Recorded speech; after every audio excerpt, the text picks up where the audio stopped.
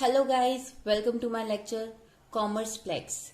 Guys, आज के lecture में हम पढ़ेंगे production possibility curve and how does it impacts due to central problems. Central problems मतलब what to produce, how to produce and whom to produce. Guys, lecture start करने से पहले मैं आपको एक छोटी सी इन्फॉर्मेशन देना चाहती हूँ। गाइस, अगर आपको मेरी वीडियो अच्छी लगे सो प्लीज मेरे चैनल को लाइक कीजिए और साथ ही इसे शेयर कीजिए और सब्सक्राइब भी कीजिए सो दैट आपको जो हमारी लेटेस्ट वीडियो है उसकी नोटिफिकेशन मिल जाए। So now let's begin. Production possibility curve क्या है? Production possibility curve is a curve showing different possible combination of two goods which can be produced with the available resources. इसका मतलब क्या? हमारे पास एक रिसोर्स है, सपोज हमारे पास एक लैंड है। रिसोर्स तो एक ही होगी ना, इस रिसोर्स में लैंड है, ये कितने की है? 100 एकड़। 100 एकड़ की जमीन है, इस पे हमें प्रोडक्शन करना है। अब हम इस पे सिर्फ दो कमोडिटी का प्रोडक्शन कर सकते हैं। दो कमोडिटी कौन सी? Wheat and rice. या तो हम इस पूरी कमोडिटी में हम व्हीट का प्रोडक्शन कर सकते हैं या फिर राइस का, या हम कोई कॉम्बिनेशंस का। जब हम वो कॉम्बिनेशन डिसाइड करते हैं और वो कॉम्बिनेशन लाई करते हैं एक कर्व के ऊपर, और उस कॉम्बिनेशंस के थ्रू जो हम कर्व बनाते हैं उसको हम कहते हैं production possibility curve. It is a different possible combinations of two goods. Okay, आपको समझ आ गया होगा प्रोडक्शन पॉसिबिलिटी कर्व होता क्या है। अब नेक्स्ट हम बात करते हैं पीपीसी विथ सेंट्रल प्रॉब्लम्स। मतलब पीपीसी पे क्या इम्पैक्ट आता है सेंट्रल प्रॉब्लम्स की वजह से। सेंट्रल प्रॉब्लम्स कौन सी है? What to produce, how to produce, whom to produce. So now let's discuss PPC what to produce. What to produce मतलब हमें क्या गुड एक्स प्रोड्यूस करनी है, गुड वाई प्रोड्यूस करनी है, हमें कौन सी गुड्स प्रोड्यूस करनी है। सपोज पहले हम प्रोड्यूस करते हैं, ये हमारा कर्व है ए से बी तक, जो कर्व है इसको क्या बोलते हैं? पीपीसी। ठीक है, प्रोडक्शन पॉसिबिलिटी कर्व। अब जो हम इस पे गुड वाई प्रोड्यूस कर रहे हैं वो कितने यूनिट्स कर रहे हैं? ओ से ए तक या ओ से बी तक, ये टोटल कॉम्बिनेशन है। ठीक है, इतना हम प्रोड्यूस कर रहे हैं। अब सेकंड, सपोज हमें ओ गुड बाय का प्रोडक्शन कितना करना है? ओ से लेके सी पॉइंट तक। ओके, तो इस केस में गुड एक्स का प्रोडक्शन कितना होगा? ओ से आर पॉइंट तक, मतलब इतना ही होगा। अगर सपोज हमें गुड एक्स का प्रोडक्शन इंक्रीज करना है, सपोज हमें इसका बी जो हमारा ये पॉइंट है ना, ये वाला ये पॉइंट, आई होप आपको दिख रहा हो। इस पॉइंट को हम देते हैं जी। ओ से जी तक का प्रोडक्शन करना है तो हमें गुड वाई का जो प्रोडक्शन है वो कम करना पड़ेगा, तभी हम इंक्रीज कर सकते हैं इसका प्रोडक्शन। किसका? गुड एक्स का। आई होप आपको समझ आ रहा हो क्या कर रहे हैं हम इसमें, क्योंकि हमारे पास रिसोर्सेज क्या है? लिमिटेड है। रिसोर्सेज लिमिटेड है तो हमारे पास क्या राइज हो रहा है? Problem of choice. इसमें हमें देखना है हमें क्या प्रोड्यूस करना है, मतलब राइस प्रोड्यूस करना है या व्हीट प्रोड्यूस करना है। सपोज फॉर एग्जाम्पल यहां हम लेते हैं व्हीट, यहां पर हम गुड बाय अज्यूम करते हैं राइस। अगर हमें राइस का प्रोडक्शन ओ से सी तक है और व्हीट का प्रोडक्शन ओ से आर तक है और हमें इसे इंक्रीज करना है आर से जी तक का, तो इसके लिए जो हमारा राइस का प्रोडक्शन है वो डिक्रीज कितने से होगा? सी से ई पॉइंट तक। आई होप आपको समझ आ रहा हो। मतलब गुड एक्स का इंक्रीज करने के लिए गुड वाई का लॉस होगा। लॉस कितना होगा? ये पॉइंट डी है और यहाँ पे हम एक और पॉइंट मार्क करते हैं एच। डी से एच तक का जो लॉस है ये लॉस हो रहा है, और एच से एफ तक गुड एक्स का गेन है। गुड एक्स में बढ़ रहा है और गुड वाई कम हो रहा है। आई होप समझ आया हो। Next is PPC related to how to produce. कैसे प्रोड्यूस करना है, मतलब क्या यूज करना है? लेबर इंटेंसिव टेक्नोलॉजी और कैपिटल इंटेंसिव टेक्निक।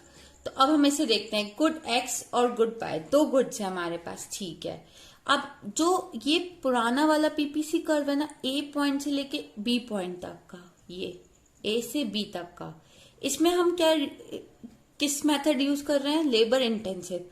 अगर हम अपना मेथड स्विच करते हैं और अगर हम कैपिटल इंटेंसिव मेथड का यूज करते हैं तो जो हमारा पीपीसी कर्व है वो शिफ्ट हो जाएगा राइट वर्ड, क्योंकि इसकी वजह से क्या होगा? हमारी जो प्रोडक्शन है दोनों गुड्स के वो बढ़ जाएंगे, क्योंकि हम मॉडर्न टेक्नोलॉजीज का यूज कर रहे हैं। जब इंसानों की जगह मशीनरी ले लेती है तो प्रोडक्शन इंक्रीज होता है, क्योंकि मशीनरी कहते हैं कि जो वर्क एक इंसान एक इंसान करता है उतना एक मशीनरी कुछ ही टाइम में कर देती है। सपोज फॉर एग्जाम्पल अगर आप लेबर इंटेंसिव टेक्निक यूज कर रहे हो तो आपको प्रोडक्शन एक दिन में कितना हो रहा है, बस 100 यूनिट्स।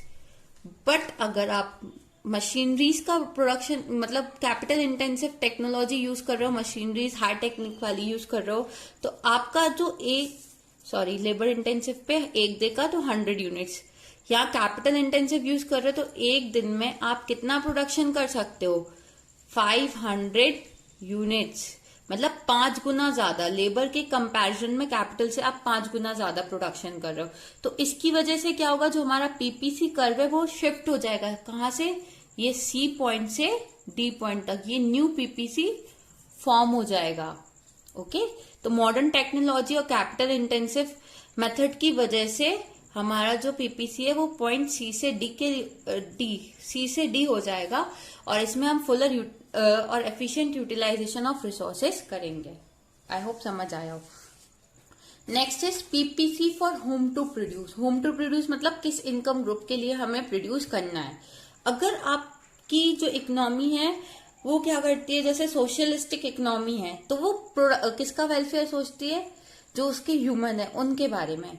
तो वो क्या करेगी, लोअर इनकम ग्रुप वालों के लिए ज्यादा प्रोडक्शन करेगी, तो प्राइस क्या रहेगी, लो रहेगी। लो प्राइस, प्रॉफिट मैक्सिमाइजेशन भी लो रहेगा। तो जो हमारा पीपीसी है वो क्या रहेगा, ए से बी पॉइंट तक। अगर आप लो इनकम ग्रुप के लिए प्रोडक्शन करोगे तो जो हमारा पीपीसी कर्व रहेगा वो कहां से रहेगा, ए से बी तक। और अगर आप हायर इनकम ग्रुप के लिए इंक्रीज करोगे, मतलब उनके लिए प्रोडक्शन अपना ज्यादा बढ़ाओगे, तो जो हमारा पीपीसी कर्व है वो शिफ्ट हो जाएगा rightward, that is C point से डी पॉइंट तक। ओके, क्योंकि अगर हम कंज्यूमर की डिमांड को फुलफिल करेंगे और वही प्रोडक्शन करेंगे जो कंज्यूमर डिमांड करता है, तो हमारा पीपीसी कर्व शिफ्ट हो जाएगा, सी से डी पे हो जाएगा, सी डी वाला कर्व हो जाएगा, पहले ए बी था। आई होप आपको समझ आया हो। ये पीपीसी कर्व कब था, जब हमने लोअर इनकम ग्रुप वालों के लिए प्रोडक्शन किया, और ये न्यू फॉर्म कब हुआ, जब हमने PPC indicates higher level income, जब हमने हाई इनकम लेवल पीपल के लिए प्रोडक्शन अपना स्टार्ट किया। आई होप आपको समझ आया हो। Next is PPC under utilization of resources. देखो, ये हमारा एक्स एक्सेस है, ये वाई एक्सेस है, ये गुड एक्स है, ये गुड वाई है। ओके, ये पीपीसी कर्व है, ए पॉइंट से लेके जो ई पॉइंट तक का, ए से लेके जो बी है सपोज, या ई ले लो, चलो ए से ई तक का जो पॉइंट है वो क्या है, ए से ई तक जो पॉइंट है वो है पीपीसी कर्व। ओके, अब इसमें जितने भी पॉइंट्स आएंगे, सपोज ये पी हो गया या कोई भी क्यू या आर, ये सब पॉइंट्स क्या इंडिकेट कर रहे हैं, fuller as well as efficient utilization of resources. अगर आपके जो कॉम्बिनेशन है वो इसी कर्व पे लाई करता है, तो इसका मतलब है कि रिसोर्सेज का फुल और एफिशिएंट यूटिलाइजेशन हो रहा है। और सपोज आपका जो कॉम्बिनेशन है वो यहां अंदर लाई करता है एफ या जी पॉइंट पे, तो इसका मतलब है आपकी जो रिसोर्सेज है वो अंडर यूटिलाइजेशन है, मतलब रिसोर्सेज का आप प्रॉपर यूटिलाइजेशन नहीं कर रहे हो। इसका एक एग्जांपल लेते हैं। हमारे पास लैंड कितनी है, 100 एकड़ की। अगर हम कॉम्बिनेशन ऐसे सिलेक्ट करते हैं कि जैसे व्हीट और राइस दोनों कॉम्बिनेशन ऐसे सिलेक्ट करेंगे कि जो वो पॉइंट्स पीपीसी कर्व पे आए।